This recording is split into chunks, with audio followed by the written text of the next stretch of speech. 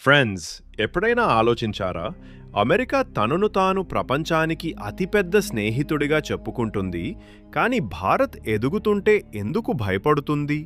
ఒకవైపు భారత్ను తమ గొప్ప స్నేహితుడిగా చెప్పుకుంటూ చేతులు కలుపుతుంది, మరోవైపు మన ఆర్థిక వ్యవస్థపై ఒత్తిడి తెస్తుంది. టారిఫ్లు పెంచుతూ మన ప్రాజెక్టులను అడ్డుకుంటుంది. ఇప్పుడు వారి లక్ష్యం చబహార్ పోర్ట్. భారత్ మరియు ఇరాన్ కలిసి సెంట్రల్ ఏసియాతో అనుసంధానం కోసం చేస్తున్న గొప్ప ప్రయత్నం. కానీ అమెరికా కోరుకుంటుంది మనం తల వంచాలని, చమురు తమ దగ్గరే కొనాలని, తమ ఆదేశాలకు కట్టుబడి నడవాలని. ప్రశ్న ఇదే: భారత్ ఈ ఒత్తిడికి లొంగుతుందా, లేక తన సొంత మార్గాన్ని నిర్మించుకుంటుందా? ఇది కేవలం రాజకీయ ఆట కాదు, భారత్ ఆత్మనిర్భరత కోసం జరుగుతున్న పోరాటం.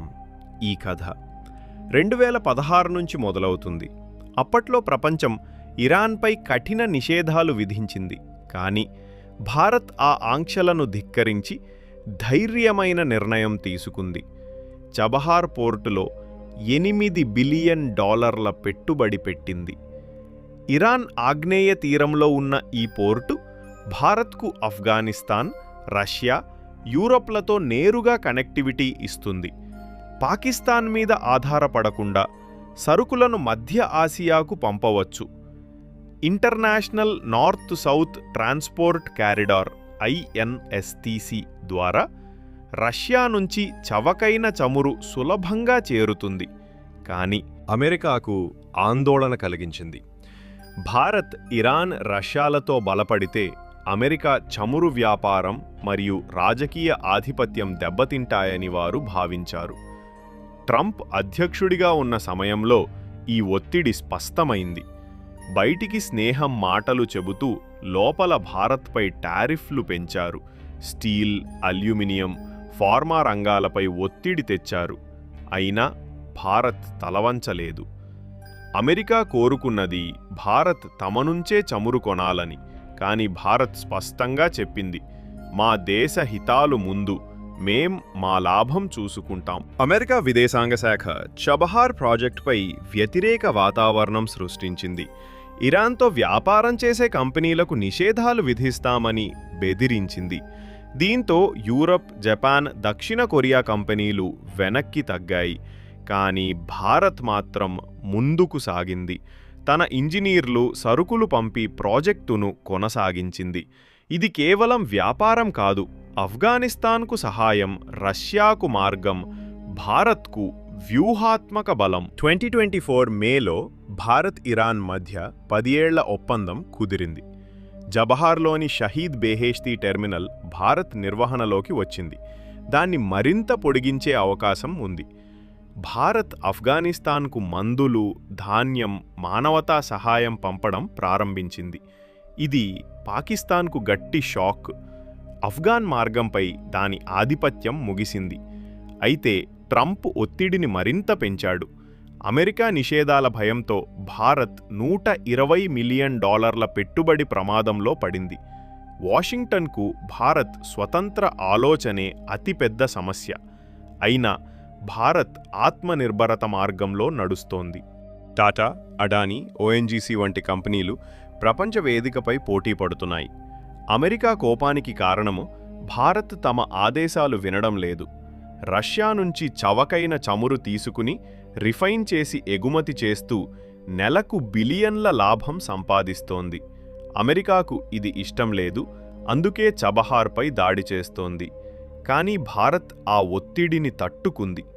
విదేశాంగ మంత్రి జయశంకర్ బహిరంగంగా చెప్పారు, మా హితాల కోసం ఎవరి అనుమతి అవసరం లేదని. పాకిస్తాన్ ఈ సమయంలో సౌదీ అరేబియాతో రక్షణ ఒప్పందం చేసుకుంది. దీని అర్థం స్పష్టం: భారత్ పాక్పై చర్య తీసుకుంటే అది సౌదీపై దాడిగా పరిగణిస్తామని. పాకిస్తాన్ అరబ్ దేశాల రక్షణ కవచంలోకి చేరింది. దీంతో భారత్ సవాళ్లు పెరిగాయి. అయితే భారత్ వెనక్కి తగ్గలేదు. ఇజ్రాయెల్ నుంచి హెరాన్ MK2 డ్రోన్ల కొనుగోలును వేగవంతం చేసింది. ఈ డ్రోన్లు 45 గంటలు ఆకాశంలో ఉండి శత్రు కదలికలను ఖచ్చితంగా గుర్తిస్తాయి. గతంలో వీటిని ఉపయోగించినప్పుడు ఫలితాలు అద్భుతంగా ఉన్నాయి. దీంతో పాకిస్తాన్, టర్కీ మీడియా ఆగ్రహంతో ఆగిపోయాయి. ఇంతలో అమెరికా మరో ఎత్తుగడ తైవాన్ సహాయంపై ఆంక్షలు విధించింది. చైనా హెచ్చరించి టారిఫ్లు పెంచితే రెట్టింపు చర్యలు తీసుకుంటామని చెప్పింది. ఫలితంగా ట్రంప్ వెనక్కి తగ్గాడు. ఇది భారత్కు స్పష్టమైన పాఠం. అమెరికా ఎవరి నిజమైన స్నేహితుడు కాదు, తన లాభం కోసం మాత్రమే పనిచేస్తుంది. ఆఫ్ఘనిస్తాన్లో 20 ఏళ్ల యుద్ధం తర్వాత తాలిబాన్తో చేతులు కలిపి అక్కడి ప్రజలను విధికి వదిలేసింది అమెరికానే. భారత్కు ఇప్పుడు అర్థమైంది, తన బలం తనపై నమ్మకంతోనే నిర్మాణమవుతుంది. అందుకే రష్యా, ఇరాన్, ఇజ్రాయెల్తో వ్యూహాత్మక భాగస్వామ్యాన్ని బలపరిచింది. రష్యా నుంచి చవకైన చమురు, ఇజ్రాయెల్ నుంచి అత్యాధునిక ఆయుధాలు, ఇరాన్ ద్వారా సెంట్రల్ ఆసియాకు సూటి మార్గం, ఈ మూడు భారత్కు కొత్త శక్తిని ఇచ్చాయి. అమెరికా ఒత్తిడి ఉన్నా భారత్ తన వ్యాపార వ్యూహాన్ని రూపొందించింది. నీటి బొట్టులా స్పష్టమైన మార్గంలో నడుస్తూ భారత్ చరిత్రలో కీలకమైన మలుపులో నిలబడింది. ఈ మార్గాన్ని గట్టిగా పట్టుకుంటే వచ్చే దశాబ్దంలో ప్రపంచ ఆర్థిక శక్తి ఆసియా వైపు మళ్లుతుంది. ఇదే అమెరికాను భయపెట్టే నిజం. అందుకే ట్రంప్ బయటికి స్నేహపూరిత మాటలు చెబుతున్నాడు, కానీ అది కేవలం దౌత్య వేదికలకే పరిమితం. భారత్ అర్థం చేసుకోవాలి, తన శక్తి ఆత్మనిర్భరత మరియు స్వతంత్ర నిర్ణయాలలో ఉంది. భారత్ ప్రపంచ సరఫరా గొలుసును నడిపినప్పుడు అమెరికా తలవంచక తప్పదు. అప్పుడు ఏ అధ్యక్షుడైనా గ్రహిస్తాడు, తాము అడ్డుకోవాలనుకున్న భారత్నే ఒకరోజు ప్రపంచ దిశను నిర్దేశిస్తుందని. ఫ్రెండ్స్, ఈ కథ ఒక కీలక మలుపులో ఉంది. ఇది కేవలం ఆర్థిక ఆట కాదు, భౌగోళిక రాజకీయ శక్తుల ఆట. చబహార్పై అమెరికా ఒత్తిడి మధ్య భారత్ కొత్త గఠబంధాలు ఏర్పరుస్తోంది. ఇవి ఆసియా రూపురేఖలను మార్చగలవు. ఒకవైపు అమెరికా సౌదీ అరేబియా, పాకిస్తాన్లతో బలమైన బంధం కలిగి ఉంది. మరోవైపు భారత్, రష్యా, ఇరాన్, ఇజ్రాయెల్తో ఒక చతుర్భుజి గఠబంధం నిర్మిస్తోంది. పాత రాజకీయ సమీకరణలు విచ్ఛిన్నమవుతున్నాయి, కొత్త సంబంధాలకు పునాదులు పడుతున్నాయి. పాకిస్తాన్ సౌదీతో ఇస్లామిక్ రక్షణ ఒప్పందం చేసుకుంది. భారత్ పాక్పై చర్య తీసుకుంటే అది సౌదీపై దాడిగా పరిగణిస్తామని చెప్పింది. దీనితో అరబ్ దేశాల సంయుక్త బలాల నుంచి ప్రతిచర్య వస్తుందని హెచ్చరించింది. భారత్ రెండు ముఖాల యుద్ధ భయంలోకి వెళ్తోందా? కానీ భారత్ ఎప్పటికీ ముందుగా సిద్ధంగా ఉంది, ఇజ్రాయెల్ సాంకేతికత సహాయంతో. ఆధునిక యుద్ధంలో ఇజ్రాయెల్ సాంకేతికత అగ్రస్థానంలో ఉంది. భారత్ ఇజ్రాయెల్ స్నేహం కొత్త శిఖరాలకు చేరుకుంది. హెరాన్ MK2 డ్రోన్లు 45 గంటలు ఆకాశంలో ఉండి శత్రు కదలికలను నిశితంగా పరిశీలిస్తాయి, ఖచ్చితమైన దాడులు చేస్తాయి. ఈ డ్రోన్లు సరిహద్దు ప్రాంతాల్లో మోహరించబడతాయి, భారత్కు కళ్ళు చెవుల్లా పనిచేస్తాయి. గత ఏడాది కాశ్మీర్, రాజస్థాన్ సరిహద్దుల్లో ఈ డ్రోన్ల ట్రయల్స్ సైన్యాన్ని ఆశ్చర్యపరిచాయి. శాటిలైట్కు సాధ్యం కాని కోణాల నుంచి వీడియో రికార్డింగ్ చేశాయి. దీంతో పాకిస్తాన్, టర్కీ మీడియా ఆగ్రహంతో ఆగిపోయాయి, భారత్ తమ ప్రతి కదలికను ఆకాశం నుంచి చూస్తోందని. అదే సమయంలో అమెరికా చైనాపై టారిఫ్ బెదిరింపులు చేసింది. చైనా రెట్టింపు చర్యలు తీసుకుంటామని హెచ్చరించింది. ఫలితంగా తైవాన్పై ఆంక్షలు పడ్డాయి. ట్రంప్ స్నేహితుడిగా చెప్పుకున్న తైవాన్ అమెరికా మోసానికి బలైంది. ఇది భారత్కు పాఠం. అమెరికా శాశ్వత స్నేహితుడు కాదు, తన లాభం కోసం మాత్రమే పనిచేస్తుంది. ఆఫ్ఘనిస్తాన్లో 20 ఏళ్ల యుద్ధం తర్వాత తాలిబాన్తో ఒప్పందం చేసుకుని అక్కడి ప్రజలను విడిచిపెట్టింది అమెరికానే. భారత్కు ఇప్పుడు అర్థమైంది, తన శక్తిని తన సొంత నమ్మకంతో నిర్మించుకోవాలి. అందుకే రష్యా, ఇరాన్, ఇజ్రాయెల్తో బలమైన త్రిభుజ సంబంధాన్ని ఏర్పాటు చేసింది. రష్యా నుంచి చవకైన చమురు, ఇజ్రాయెల్ నుంచి అత్యాధునిక డ్రోన్లు, ఇరాన్ ద్వారా సెంట్రల్ ఆసియాకు మార్గం, ఇవి భారత్కు బలమైన వెన్నెముకగా మారాయి. భారత్ ప్రపంచంలో అత్యంత వేగంగా అభివృద్ధి చెందుతున్న ఆర్థిక వ్యవస్థగా ఉంది. అమెరికాకు తెలుసు, భారత్ను అడ్డుకోగలిగేది తామేనని. అందుకే మానవ హక్కులు, పర్యావరణం, వ్యాపార సమతుల్యత పేరుతో ఒత్తిడి తెస్తుంది. కాని భారత్ ఇప్పుడు 1990 దేశం కాదు, వరల్డ్ బ్యాంక్ లేదా IMF మాటలకు తలవంచేది కాదు. భారత్కు తన సొంత కరెన్సీ విధానం, అంతర్జాతీయ గుర్తింపు, ప్రజల నమ్మకం ఉన్నాయి. ఆఫ్రికా నుంచి దక్షిణ అమెరికా వరకు భారత కంపెనీలు చమురు, ఫార్మా, ఇన్ఫ్రాస్ట్రక్చర్, రక్షణ రంగాల్లో విస్తరిస్తున్నాయి. అమెరికా రష్యా చమురు కొనవద్దని హెచ్చరించినప్పుడు భారత్ శాంతంగా సమాధానమిచ్చింది, మా ప్రజల హితం కోసం ఉత్తమ ఒప్పందాలు చేస్తామని. ఇది స్పష్టమైన సంకేతం, భారత్ ఎవరి కఠపుత్తి కాదు. చైనా, పాకిస్తాన్ భారత్ను ఇబ్బంది పెట్టడానికి సరిహద్దు ఉద్రిక్తతలు, ఉగ్రవాద కార్యకలాపాలు, అంతర్జాతీయ వేదికలపై ఇమేజ్ను దెబ్బతీసే ప్రయత్నాలు చేస్తున్నాయి. కానీ భారత్ వెనక్కి తగ్గడం లేదు. 2024లో పాకిస్తాన్ సౌదీతో రక్షణ ఒప్పందం చేసిన వారంలోనే భారత్ ఇజ్రాయెల్తో మిస్సైల్ డిఫెన్స్ సిస్టమ్ విస్తరణను ప్రకటించింది. ఈ సిస్టమ్ ఆకాశం నుంచి వచ్చే ఏ దాడినైనా నిమిషాల్లో తిప్పికొడుతుంది. ఈ వేగవంతమైన భారత్ను చూసి అమెరికా స్తబ్దుగా ఉంది. ట్రంప్ ప్రభుత్వం భారత్ పశ్చిమ ఆదేశాలను వినడం లేదని ఒప్పుకోవడానికి సిద్ధంగా లేదు. వైట్ హౌస్లో నిషేధాలపై చర్చలు జరిగాయి. కానీ అమెరికా వ్యాపార లాబీ స్పష్టంగా చెప్పింది, భారత్తో సంబంధాలు చెడితే $బిలియన్ల నష్టం వస్తుందని. అమెరికా ఒత్తిడి తెచ్చే స్థితిలో లేదు, బహిరంగంగా మద్దతిచ్చే స్థితిలో కూడా లేదు. ఇదే భారత్ విజయం.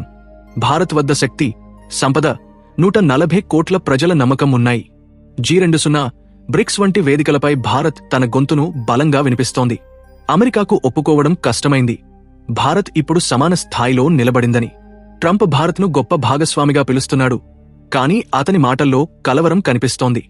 భారత్ స్వతంత్ర ఆలోచనలో శక్తి ఉంది. రష్యాపై నిషేధాల సమయంలో తన హితం చూసుకుంది. ఇరాన్తో వ్యాపారం ఆపమన్నప్పుడు చబహార్లో పెట్టుబడి పెంచింది. చైనాతో దూరం పెట్టమన్నప్పుడు మేక్ ఇన్ ఇండియాను వేగవంతం చేసింది. ఈ చర్యలు భారత్ను గ్లోబల్ సౌత్లో నాయకుడిగా నిలబెట్టాయి. ఆఫ్రికా, ఆసియా, లాటిన్ అమెరికా దేశాలు భారత్ను అమెరికా, చైనాలకు ప్రత్యామ్నాయ శక్తిగా చూస్తున్నాయి. ఈ స్వతంత్రత సాంకేతికత, భద్రత రంగాలకు విస్తరించింది. రక్షణలో స్వంత మిస్సైళ్లు, ట్యాంకులు, ఫైటర్ జెట్లు, అంతరిక్షంలో చంద్రయాన్, ఆదిత్య మిషన్లతో విజయాలు. ఇస్రో నిరూపించింది, అంకిత భావముంటే పరిమిత బడ్జెట్తోనూ అసాధ్యాన్ని సాధించవచ్చు. ఇదే భారత్ శక్తి, పరిమితుల్లో ఉంటూ ప్రపంచానికి సవాలు విసరడం. ఈ కొత్త భారత్ ముందు అమెరికా భవిష్యత్తు స్పష్టం, సహకరించక తప్పదు. ఎందుకంటే శక్తి, భద్రత, వాతావరణ మార్పులు, గ్లోబల్ వ్యాపారం, ప్రతి రంగంలో భారత్ ఉనికి అనివార్యం. అమెరికా గ్రహిస్తోంది, భారత్ను అడ్డుకోవడం అసాధ్యం. ట్రంప్ ప్రభుత్వం ఇప్పుడు కొత్త ఒప్పందాల కోసం ప్రయత్నిస్తోంది, కాని భారత్ ఇక అవును అని సులభంగా చెప్పదు. మేం ఆలోచిస్తాం అని తన బలాన్ని చాటుతుంది. ఫ్రెండ్స్, ఇదే నిజమైన మార్పు. ఒకప్పుడు వినే భారత్ ఇప్పుడు మాట్లాడుతోంది. ఒప్పుకునే దేశం ఇప్పుడు నిర్ణయిస్తోంది. తలవంచిన దేశం ఇప్పుడు ప్రపంచాన్ని తలవంచేలా చేస్తోంది. అమెరికాకు అర్థం కావాలి, భారత్తో స్నేహం సమానత్వం మీద ఆధారపడి ఉంటుంది, ఆధిపత్యం కాదు. భారత్ ప్రపంచానికి నేర్పింది, గౌరవం తన విధానాలతో సంపాదించాలి. 2016లో చబహార్ కలను ధైర్యంగా మొదలుపెట్టకపోతే ఈ కథ ఉండేదా? ఆ విత్తనం ఇప్పుడు శక్తివంతమైన వృక్షంగా మారింది. అమెరికా ఎన్ని ప్రయత్నాలు చేసినా భారత్ను ఆపలేకపోతోంది. రష్యా, ఇరాన్లతో సంబంధాలు బలపడుతున్నాయి. ఇజ్రాయెల్ రక్షణ రంగంలో అతిపెద్ద భాగస్వామి. సౌదీ అరేబియా విశ్వసనీయ గమ్యస్థానంగా మారింది. ఒకప్పుడు IMF రుణాల కోసం చూసే దేశం ఇప్పుడుకు దిశానిర్దేశం చేస్తోంది. 2025లో భారత్ పూర్తిగా మారిపోయింది. శక్తివంతం, ఆత్మవిశ్వాసంతో నిండి ఉంది. ఈ దేశం తన వివేకంతో నడుస్తోంది. వచ్చే ఏళ్లలో భారత్ సెంట్రల్ ఆసియా నుంచి యూరప్ వరకు సరుకులు పంపినప్పుడు, భారత కంపెనీలు ఆఫ్రికా మార్కెట్లను ఆక్రమించినప్పుడు, రూపాయి అంతర్జాతీయ కరెన్సీగా ఎదిగినప్పుడు ప్రపంచం గ్రహిస్తుంది, కొత్త ప్రపంచ క్రమం మొదలైంది. దాని కేంద్రంలో భారత్ ఉంది. ఫ్రెండ్స్, ఈరోజు ప్రశ్న అమెరికా ఏం చేస్తుందని కాదు, భారత్ ఏం నిర్ణయిస్తుందని. మనం అమెరికా షరతులకు తలవంచుతామా, లేక మన సొంత మార్గాన్ని సృష్టిస్తామా? చరిత్ర చెబుతోంది, తలవంచినవాడు మట్టిలో కలిసిపోతాడు, నిలబడినవాడు అమరుడవుతాడు. భారత్ ఎన్నటికీ తలవంచదు. అందుకే ప్రపంచం ఒప్పుకోవాల్సి వస్తుంది. ఒకప్పుడు అభివృద్ధి చెందుతున్న దేశం ఇప్పుడు ప్రపంచ దిశను నిర్దేశిస్తోందని. ఆ రోజు భారత్ తన బలంతో ప్రపంచాన్ని తన షరతుల మీద నడిపినప్పుడు ప్రతి భారతీయుడు గర్వంగా చెప్పగలడు, ఇది కొత్త భారతం, ఎవరి ముందు తలవంచని దేశం, ప్రపంచ సవాళ్లకు సమాధానమిచ్చే దేశం. జై హింద్, వందే మాతరం.